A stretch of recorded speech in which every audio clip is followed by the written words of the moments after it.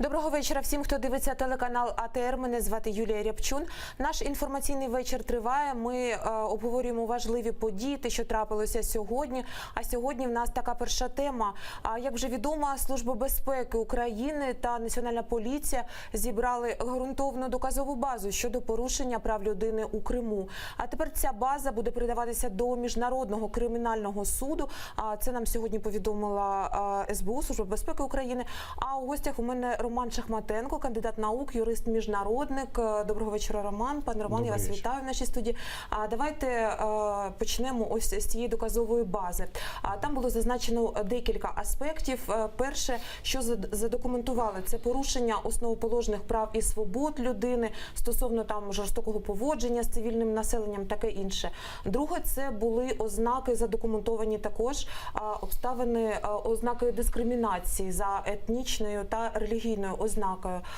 Також ще були факти стосовно арешту та незаконного привласнення майна, яке у Криму теж це відбувалося, дуже було поширено.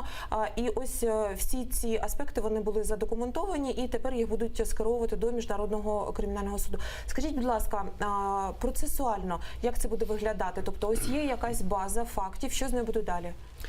Ну, смотрите, если говорить исключительно процессуально, то наше дело по рассмотрению именно тех преступлений, которые были совершены на Майдане, которые были совершены уже позже по результатам аннексии Крыма на востоке и на востоке Украины, оно началось еще 2 года назад.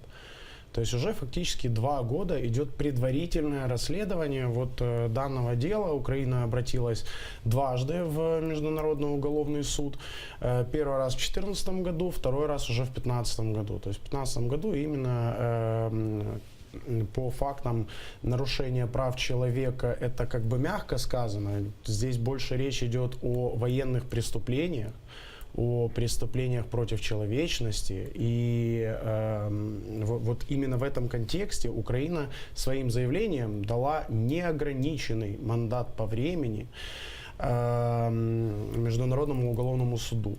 То есть рассматриваются все преступления, которые были совершены с 21 ноября и вот по сегодняшний день по факту. То есть представляете, объем просто колосальний. Тобто я так розумію, саме з цього приводу, саме тому, що це, як ви кажете, дуже великий об'єм, а це все зайняло стільки часу, тобто так довго все тривало, це збір доказової бази, там підготовка фактів, документація і таке інше. Дело в том, что да, это процесс, который продолжается и будет продолжаться. То есть, с сегодняшним днем или там подачей доказательств, к сожалению, преступления не заканчиваются, и именно из-за этого этот процесс будет длиться довольно долго, и даже предварительное рассмотрение. Добре, скажіть, будь ласка, а як довго, на вашу думку, може тривати розгляд цієї справи у Міжнародному кримінальному суді? Скільки це може зайняти часу? Смотрите, в принципе, вот если разделять основные этапы рассмотрения в Международном уголовном суде, первое у нас идет предварительное рассмотрение. Предварительное рассмотрение занимает по-разному, в зависимости, конечно, от сложности дела, но оно может занимать и 5, и 10 лет.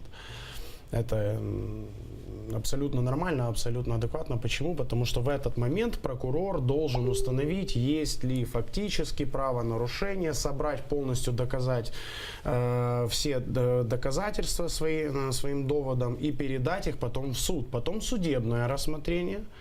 Судебное рассмотрение тоже может идти не 1 год.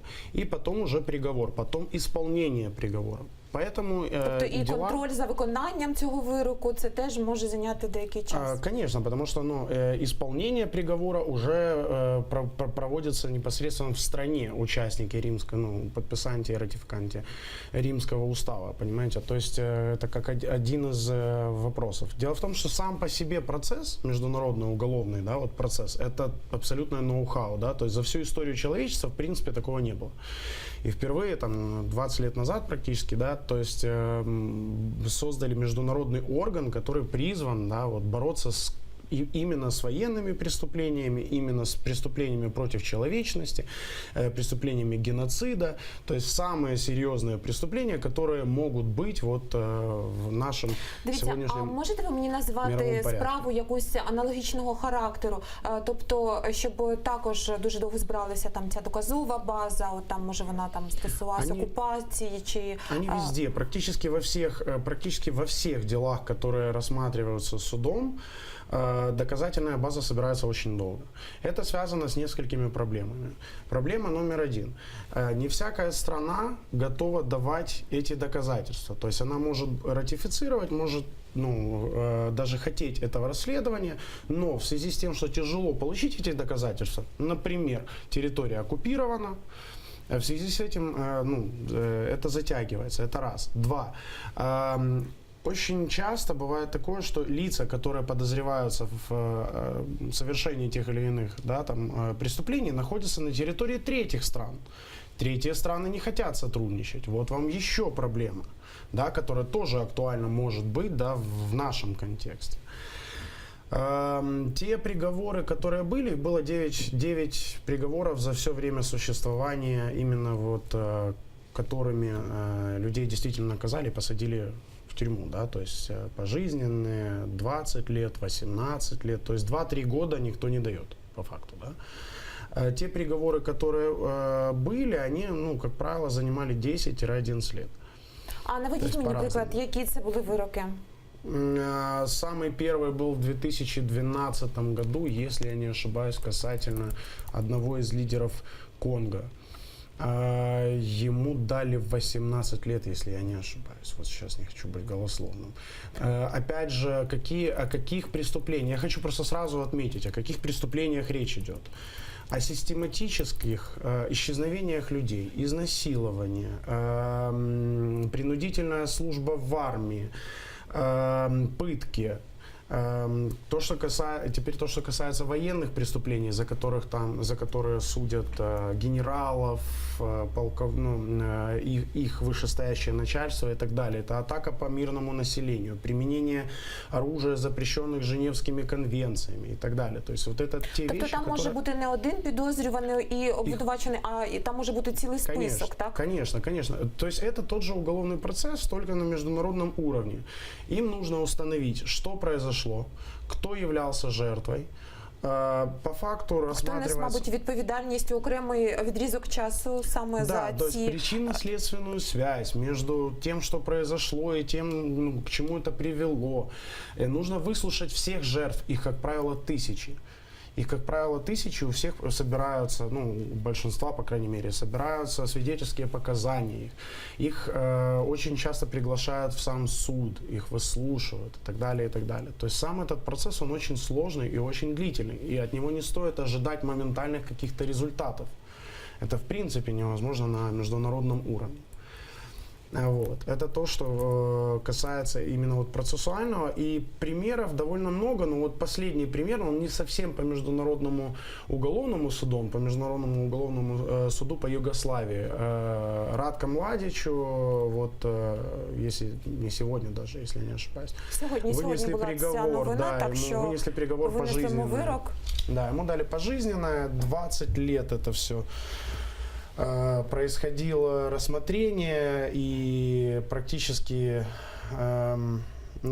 последние дни, и то ставился под вопрос, всячески затягивалось, как и в наших судах, абсолютно как и во всем мире, всячески можно затягивать рассмотрение, даже со стороны обвиняемого, подозреваемого и так далее. То есть говорить о том, что быстро все будет, нельзя. Але на прикладі ось саме цього генерала Радко Младича ми можемо бачити, що такі злочини, вони не мають терміну давності, тобто скільки років вже пройшло, але нарешті вирок був винесений. Нет, в этом плане, вот я говорю, уникальный феномен, в нашей мировой истории, что есть орган, который рассматривает самые-самые ужасные вещи, которые могут делать. Вот после Второй мировой войны, да, после Нюрнбергского процесса, когда начали всплывать в суде, да, в Нюрнбергском, начали всплывать все эти факты геноцида, издевательств, пыток, исчезновений, там, массовых убийств. Ну, человечество ужаснулось и решило, ну, вот это официальная, да, там, причина, почему никогда больше этого не допустить. Но после Второй мировой войны, к сожалению, международные конфликты не остановились. Люди как гибли, так и гибли, просто не в мировой войне, а в международных конфликтах более локального и регионального уровня. И после того, как появился Международный трибунал по Югославии, потом Международный трибунал по Руанде, где тоже очень детально, очень долго. Вот Международный трибунал по Югославії був создан в начале 90-х. Скажіть, будь ласка, а які інструменти є у Міжнародного кримінального суду для того, щоб контролювати там виконання цього вироку, щоб це не зависло так на невизначений термін? Вот смотрите, сам принцип работы суда – это добровольность участия, добровольность его юрисдикции, да, грубо говоря. То есть вот есть там стран, возьмем там 10 стран, к примеру, да, вот эти 10 стран добровольно ратифицировали Римский устав. То есть они согласились с тем, что если суд решит, что кто-то виноват из их граждан, или там на их территории произошло преступление, то они исполнят приговор. Если суд решит передать суду такого-то гражданина этой страны, они это сделают. То есть это добровольное выполнение решения суда. У самого суда нет никаких принудительных органов. Росія буде добровольно виконувати? Россия не будет ничего добровольно исполнять. Почему? Потому что она не ратифицировала Римский устав. Понимаете, то есть, если окажется, что гражданин России виновен в совершении преступлений, и Международный уголовный суд это докажет, то по факту Россия же его не выдаст, да, то есть будет просьба о сотрудничестве. Будут направлены, как это было по Судану, по Дарфуру, будут направлены ордера в другие страны-участники.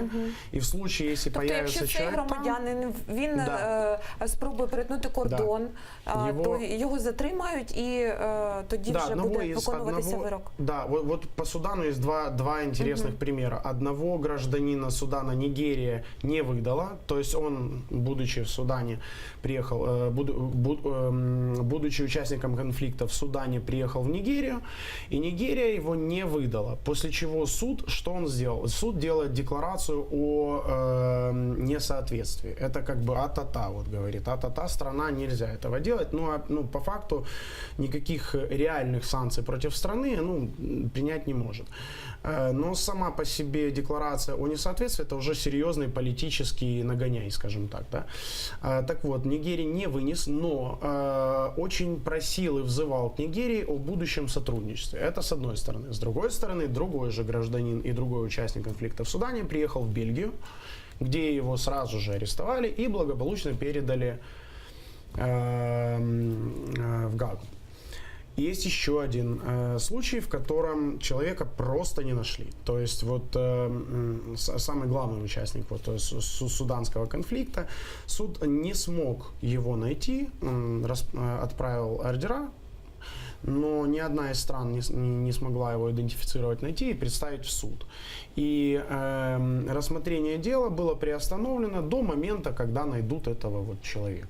Тобто це може бути там через 10-20 років, але вирок його, власне, застане там десь у тій чи іншій точці. Я хочу заметить, что до вырока, до приговора человека нужно доставить в суд и допросить. То есть его сначала нужно найти, временно задержать. Це займає стільки часу. Я хочу нагадати телефон студії для наших глядачів. Дзвоніть, будь ласка, ви бачите на екрані зараз цей номер 073 419 41 58. Якщо у вас є запитання до нашого гостя, нагадаю, в студії у мене сьогодні Роман Шахматенко, юрист-міжнародник, і ми обговорюємо тему Криму. Що я хотіла запитати у вас, пане Роман? аспекти, які позначила СБУ, тобто обставини порушення прав та свобод людини, обставини дискримінації за етнічною ознакою і факти арешта і незаконного привласнення майна. Чи, як на вашу думку, наскільки повний цей спектр? Чи можна ще щось додати у цей список? Ну, смотрите, я хочу сразу отметить, что скорее всего сейчас речь идет о тех фактах, которые были переданы в ООН для составления дальнейшей резолюции. База може бути? Нет, это чуть другое. Когда речь идет о нарушении прав человека, это не настолько серьезно, как преступление против человечности. Это чуть разные вещи, да, то есть там можно нарушать право человека на свободу там выбора или там вероисповедания, а с другой стороны люди просто пропадать могут, понимаете?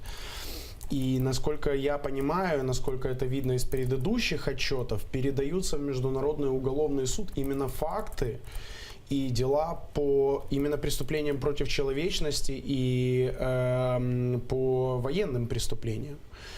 То есть атака мирного населения, ну и так далее. То есть речь идет в частности об этом. Це стосується незаконного, наприклад, привласнення майна.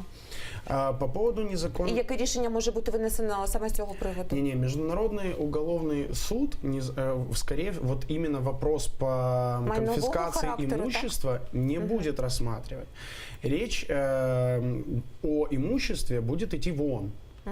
То есть сейчас мы говорим о резолюции ООН, которая готовится и, как прогнозируется, к 15 декабря должна быть вот уже публікована. Добре, про резолюцію, яка буде розглядатися на Генеральній асамблеї ООН, ми поговоримо трошки пізніше. А зараз в нас є включення по скайпу. Будемо спілкуватися ми з Євгенією Андріюк, це теж експерт з міжнародного права і заступник координатора громадської ініціативи «Крим-СОС». Пане Євгенія, доброго вечора. Вітаю вас у нашій студії. Доброго. Дякую, що приєдналися до дискусії. В мене до вас таке просте запитання. Скажіть, будь ласка, які можуть бути наслідки ось цього рішення Міжнародного кримінального суду і саме чого очікують у Криму від цього рішення?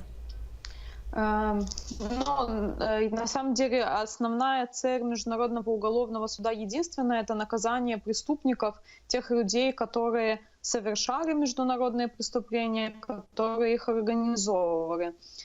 Поэтому то, чего следует ожидать, это того, что те люди, которые виновны в преступлениях, что это будет выявлено в ходе расследования Международным уголовным судом, и что они понесут наказание именно уголовное по ответственности правовой, а не політичні санкції.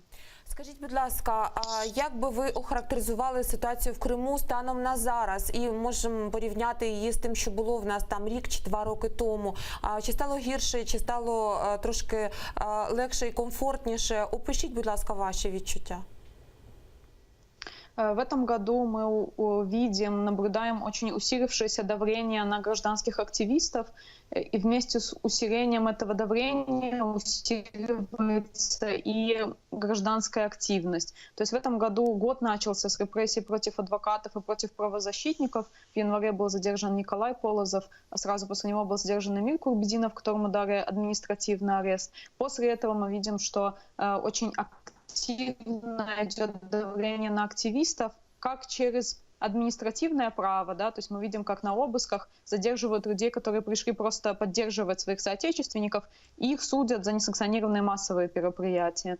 Это одна вещь. И с другой стороны, особенно последние несколько недель стало наблюдаться активное давление на бизнес. Началось оно целенаправленно так с ареста Сулеймана Асанова, который является одним из собственников кафе «Солончик». Он был активным участником солидарности. И вот последний месяц мы очень активно видим давление на бизнесменов. Слава богу, в этом году пока что не зафиксировано ни одно насильственное исчезновение вот в такой грубой форме, как они были в прошлых годах. Но при этом мы видим очень усилившуюся практику пыток. в том числе, да, когда вот очень показательно было дело Рената Параламова, но, к сожалению, он был не единственным в этом году, когда человека фактически задерживали без предъявления обвинений, фактически похищали, потом пытали и выпускали. К сожалению, вот эту практику мы в этом году видим больше. И очередные новые уголовные дела в этом году начались, поэтому, к сожалению, об улучшении ситуации речь не идет. Скорее, мне кажется, что практики нарушений прав человека становятся системными и входят в такую же определенную четкие действия оккупационных властей. Євгенія, дивіться, сьогодні заступник міністра закордонних справ Сергій Кислиця зробив таку заяву. Він сказав, що 15 грудня Генеральна асамблея ООН буде розглядати оновлену резолюцію, проєкт резолюції про стан дотримання прав людини в окупованому Росією Криму. Скажіть, будь ласка, чого ви очікуєте від голосування за цю резолюцію і як вона змінилася у порівнянні з минулим роком? Ну, в первую очередь, я надеюсь на то, что количество голосов в этом году не будет меньше. Хотелось бы ожидать, чтобы оно было больше, чем в прошлом году. Ну и, естественно, пока что голосование в комитете, Третьем комитете Генеральной Ассамблеи показало, что примерно это соотношение остается таким же. То есть те страны, которые как воздерживались, так они и продолжают воздерживаться. А як, на вашу думку, може Україна вплинути на цей процес? У минулому році там 26 країн, мені здається, голосували проти, а у цьому році на Третьому комітеті 25 країн. Тобто ви праві, ця кількість, вона так залишається на одному рівні. Як ми можемо це змінити? Естественно, это должна быть систематическая работа не только прямо перед голосованием в месяц последней недели, но это должна быть работа Министерства иностранных дел и всех консульств в странах, в которых они находятся, на постоянной основе. Потому что очевидно из голосования, что нам очень нужна поддержка вот тех стран, которые пока что воздерживаются. По содержанию резолюции в этом году добавилось несколько пунктов, особенно касательно международного гуманитарного права.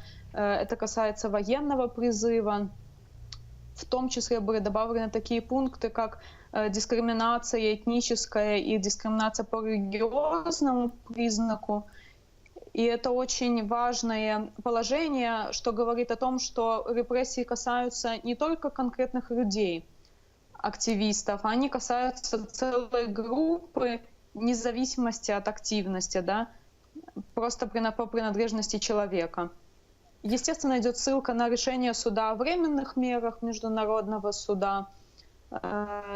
Ну, вот ряд этих положений являются новими.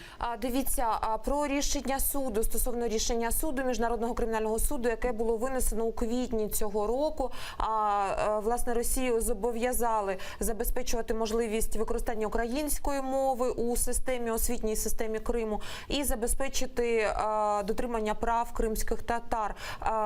Як ми бачимо, нічого, на жаль, не змінилося. І як ви вважаєте, як можна Росію примусити це виконувати? І які повинні бути інструменти і дії? Ну, решение это было не решение Международного уголовного суда, это было решение Международного суда о временных мерах. И да, правда, они удовлетворили два требования из намного большего числа требований, которые были вынесены. Это так называемое требование о временных мерах, то есть суд понимает, что идут нарушения, и чтобы предотвратить их, выносится это решение. По системе ООН, если решение не выполняется, может быть задействован Совет Безопасности, но понятно, что пока Россия является постоянным членом Совета Безопасности, такое решение не будет вынесено.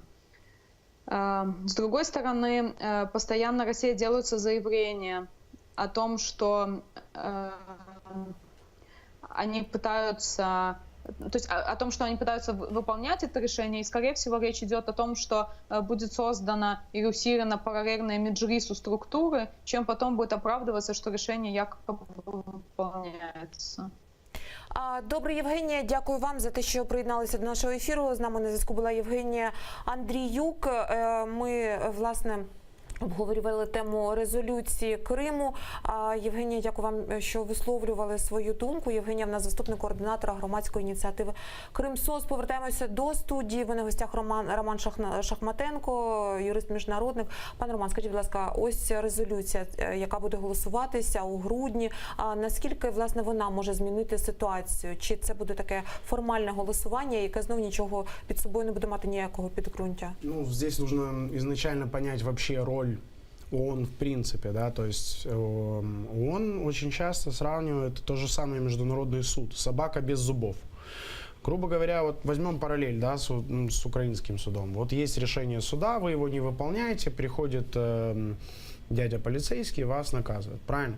В данном случае вот нет этого полицейского, некому прийти тебя наказать. Единственные меры, которые могут быть, это меры политического характера, это меры санкций экономических, то есть взаимных отношений между странами, политического какого-то имиджа, репутации и так далее. То есть вот здесь, в этом плане, ну как бы, ну особых санкций я не вижу. И более того, вот как сказала коллега, действительно, ну это Россия постоянный член Совбеза ООН. Тобто, да, то есть рішення как буде виноситися на розгляд Совбезу ООН, то Росія його заблокує? Это будет вето сразу же, как это происходит по всем вопросам, которые связаны с интересами России и так далее. То есть и это вето на данном этапе обойти, ну, нет как. Есть там уникальные случаи, но опять же это больше политические вещи, нежели юридические. А розкажіть, будь ласка, вибачте, що перериваю вас, які самі випадки ви називаєте унікальними? Тобто були такі прецеденти? Ну, это в 1953 году называется, то есть тогда это называлось резолюция за мир во всем мире, если не ошибаюсь. В контексте Корейской войны Советский Союз еще ветировал, и Китай ветировал любые решения Совбеза. Генеральная ассамблея собралась и призвала Совбез, рекомендовала Совбезу все-таки обратить внимание и принять решение, они все-таки это сделали. Вот, то есть, ну, это уникальный случай, как бы, насколько он повторится здесь, ну, навряд ли. Потому что прецедентов, когда ветировались серьезные, важные решения для вот, безопасности региональной, их довольно много. И никто не может обойти это вето. И об этом сейчас все говорят, о том, что ООН нужно реформировать. Потому что вот эти вот ядерные державы, которые по факту сейчас вот в Совбезе ООН блокируют любые решения, которые касаются их интересов, по факту нивелируют саму систему, ну, то есть она ничего не стоит, да, система международной этой безопасности, о которой говорит ООН, там, и предотвращение каких-то колоссальных конфликтов. Понимаете? То есть поэтому сейчас уповать на международный суд и надеяться на то, что он станет панацеей, ну, как бы полностью нельзя. Да, это очень важно, это чрезвычайно важно, как суд будет рассматривать эти вещи. Почему? Во-первых, очень важно, как будут определены вообще состояния вещей, состояние дел в Украине и состояние дел касательно конфликта. Почему? Вот Украина говорит следующее: оккупация Крыма. Россия говорит самоопределение, право на самоопределение, то есть крымчане пошли проголосовали, определили, что они вот хотят там жить с Россией, да, то есть и мир задает вопрос: а что же там на самом деле произошло? То есть был международный конфликт, то есть захватили территорию или сами решили? Вот Международный уголовный суд в контексте рассмотрения, он специально это рассматривает. Он специально это рассматривает, потому что тогда, когда он установит обстоятельства, в которых это происходит, тогда он может говорить: вот здесь было военное преступление или не было военного, именно военного преступления, потому что ему нужно сначала установить, что есть какой-то конфликт. Международный или не международный. Так вот, в 2016 году Международный уголовный суд вышел с отчетом, в котором четко написал, что ситуация в Крыму является оккупацией территории Украины. Могли написать, что было действительно, могли сказать, что было действительно там право на самоопределение, и никакого конфликта там не было. Напротив, Международный уголовный суд сказал, что факт того, что военные силы одного государства зашли на территорию другого государства, заняли территорию, заняли военные части. И даже несмотря на то, что не было кровопролитного конфликта, кровопролитной войны там на территории, это все равно конфликт. И в связи с этим уже все остальные преступления, которые вот исчезновение людей, о которых говорит коллега, все эти вещи будут уже рассматриваться в Вони ж контексте будуть розглядатися у права контексті цього международного рішення, права войны. визначення цього. Да, по большому счету, да. То есть вот сейчас на данном этапе и предыдущая резолюция ООН тоже говорила о том, что это оккупация, то есть международная общественность не думает, что была какая-то, ну, то есть все прошло именно так, как россияне говорят, да, что было самоопределение, все проголосовали и все. Нет, международная общественность четко говорит: оккупация, аннексия. То есть это четкие слова, которые употребляются. И просто так суды этого не говорят. Им необходимо огромное количество доказательств. Ну, то есть это сложный процесс. И то, что наши представители в ООН, наши МИДа представители, они, ну, как я вижу, они и делают, и должны делать колоссальную работу, потому что весь мир нужно в этом убедить. Общественное движение это одно, но СМИ, например, да, которое там по всему миру колоссально спонсируются там Российской Федерацией и так далее, они неоднозначно на это смотрят. И вот эти вещи, которые говорят суды международные, это очень важно на самом деле, для того, чтобы понять, что же происходит, чтобы мир понимал, что здесь происходит. Дивіться, пан Роман, я як журналіст також працюю там з цією темою і з цією проблемою, і ось цю це таке визначення, що нам потрібно переконати міжнародну спільноту стосовно там основних термінів і таке інше. Я чула і 3 роки тому, і 2 роки тому, і от ось ви мені це кажете зараз. А скільки ж повинно пройти часу, коли ж ми вже вдасться нам переконати, так би мовити, світ у тому, що це насправді там не результати так званого референдуму, а проста і ясна анексія, яку здійснила інша держава. А вот уже все, то есть в 16 году Международный уголовный суд, а здесь уже не идет, вот в Международном уголовном суде по делу Украина, по заявлению Украины, да, о преступлениях, уже не идет речь о том, что это, ну, то есть четко уже написано, это уже установлено, это уже сделано. Вопрос в том, какие преступления и кто в них виноват были совершены во время оккупации Крыма. Вот по какому вопросу дает сейчас СБУ и полиция материалы. То есть они дают материалы, там, физическое лицо такое-то пропало без вести там-то, там-то. Вот что говорят родственники, вот что говорят те, и так далее, и так далее. Они, ну, собираются вот эти доказательства, каждое дело, каждая история, понимаете? И Международный уголовный суд слушает эти истории. Вот когда речь там шла о том же Конго, там были сотни ужаснейших историй, которые рассказывали сами жертвы, которые выжили. И как бы, ну, это тоже имеет огромный резонанс. Добре, скажіть мені, будь ласка, ось ми зібрали доказову базу, так? Тепер СБУ і Нацполіція її скерують до Міжнародного суду. А що ще може зробити Україна у юридичній площині для того, щоб підкріпити, так би мовити, цю доказову базу, чи підкріпити свою позицію? Она будет собираться постоянно, как я это понимаю, она будет собираться постоянно, конечно. Ну, то есть, понятно, если продолжаются преступления, то дальше и будет собираться эта информация, пока это не закончится. Да, то есть работа не останавливается. Сейчас было передано достаточно для того, чтобы установить определенные эпизоды. Щоб почати взагалі цю справу, мабуть. Ну да, ну понимаете, процессуально она в принципе начата уже. Это дело уже начато. То есть оно уже идет, там, рассмотрение 2 года по факту. Да, это предварительное рассмотрение. До суда еще не дошло. Да, это предварительное. Но оно уже есть, оно уже идет, его уже рассматривают. И это уже огромный шаг на самом деле.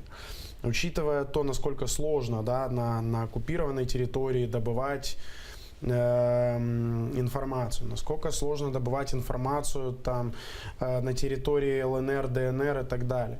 То есть, ну, это уже колоссальный шаг. И Украина, в свою очередь, она как делала, я надеюсь, конечно, что как делала, так и будет делать максимально в этом направлении. То есть вот узнавать все истории, которые сегодня рассказывала наша коллега, да, детально, общаться с этими людьми, собирать фотографии, видео, документы и так далее, и так далее. То есть мы будем надеяться на то, что уголовный суд все-таки найдет виновных, это раз, каким-то образом доставит их в Гаагу, временно посадят в их там изоляторы, которые в Гааге находятся, заставят услышать всех жертв, да, то есть заставят присутствовать на том, как вот семьи жертв будут рассказывать о том, что же делалось. Еще очень важный такой нюанс, который нужно понимать, что отвечают не только, вот, например, солдаты, да, вот солдаты где-то, ну, допустили вот серьезное нарушение. Ватажки,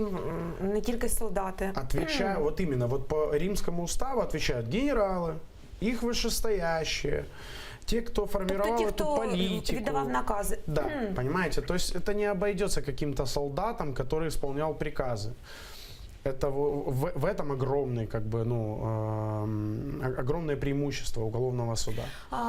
Дивіться, пане Роман, давайте ще повернемося до резолюції, яка буде розглядатися у грудні. 25 країн проголосували проти на комітеті. Ми бачимо список цих країн: це Вірменія, Білорусь, Болівія, Камбоджа. Понятно, да. Таке інше. Якщо припустити, якщо б вона була прийнята одностайно, що б тоді отримала Україна? Еще раз хочу сказать, что... Чи це формальність взагалі? Не-не-не, смотрите, то есть принятие резолюции и сколько стран за нее проголосовало, главное, чтобы большинство. Главное, чтобы большинство. Это дело такое. Так. А вот с другой стороны, здесь больше фактор политический, нежели юридический, да, то есть, ну, мы Про що це понимаем... свідчить? Мы понимаем, что большинство мировой общественности, точнее не так, если я не ошибаюсь, 75 стран в прошлом году проголосовали за, 76 воздержались, 77 воздержались, ну так. да, вот по цифрам не буду врать, не помню точно, и 26, по-моему, против. Так.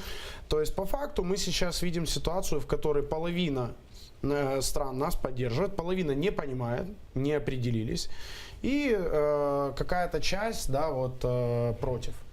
То есть мы, в принципе, видим, что мир на нашей стороне. Фронт робіт, з ким ще слід працювати, інтенсивно працювати. И в первую очередь это не те 26 стран, которые нужно переубеждать. Я думаю, что убеждать нужно те 76, которые не определились. Так, я теж понимаете, так то есть они, ну, в будущем это возможные союзники, это возможные партнеры, возможно, они будут точно так же санкции применять к российским товарам, ну и так далее, и так далее. То есть возможности есть.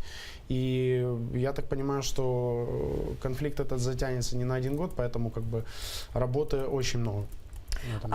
Скажіть, будь ласка, а якими інструментами Україна може переконувати там своїх сусідів чи інші країни? Тобто це що? Це публікації в ЗМІ, це робота там Міністерства закордонних справ? Это дипломаты. В основном это дипломаты, в основном это вот то искусство, которым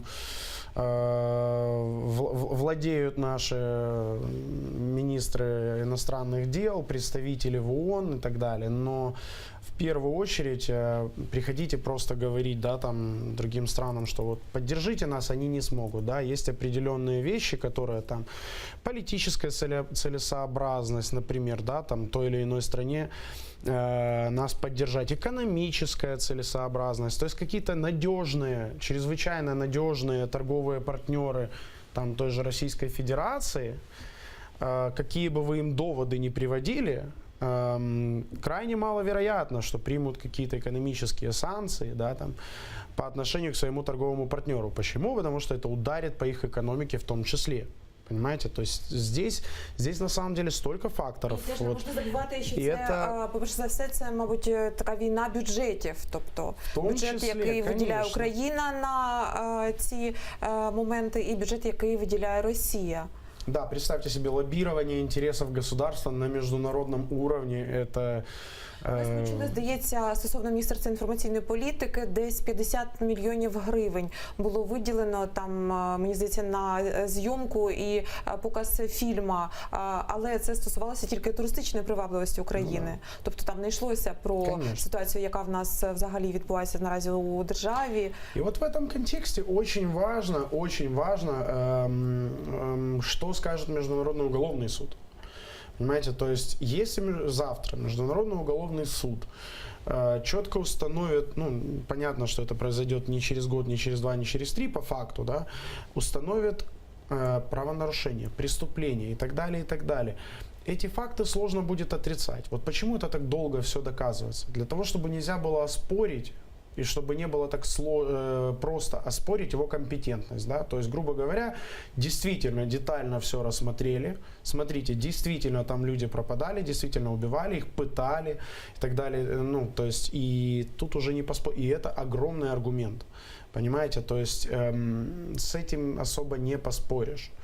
Пане Роман, дякую вам. Речі. Дякую за те, що прийшли до нас і приєдналися до обговорення цієї проблеми. Нагадаю, в студії в мене був Роман Шахматенко, юрист-міжнародник, і спілкувалися ми на тему рішення Міжнародного суду стосовно Криму. Ну, не примикайтеся, мене звати Юлія Рябчун, продовжимо за деякий час.